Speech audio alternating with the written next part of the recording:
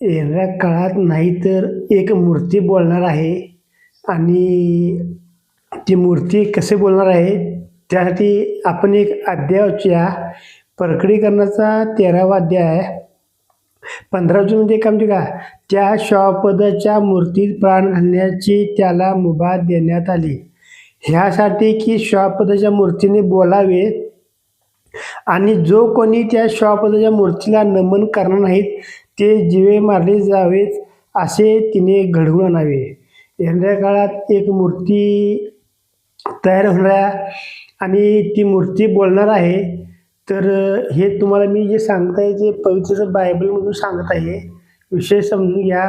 आत्ता कसं भारताचा पंतप्रधान मोदी आहे, चीनचा पंतप्रधान शी जिनपिंग आहे, तसं येणाऱ्या काळात जगाचा नेता एक असणार आहे आणि तो काय करणार आहे, स्वतःची मूर्ती करणार आहे आणि ती मूर्ती बोलणार आहे आणि तो काय म्हणणार आहे, मीच देव आहे, माझ्या पाया पडा आणि तुम्ही त्या पायाने पडला, त्याचं पाय धुवून हे पाणी प्याला तर ते तुम्हाला 100% जिवंत मारणार.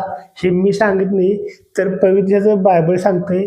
येणारा काळ फार भयानक आहे आणि देवाची इच्छा आहे अशी आहे की तुम्ही त्या येणाऱ्या काळात सापडू नये.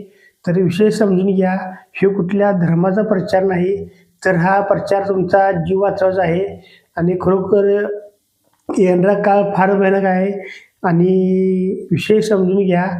आणि ह्या चॅनल कोण नवीन असेल तर त्यांना मी विनंती करतो, आमचं चॅनल सबस्क्राईब करा.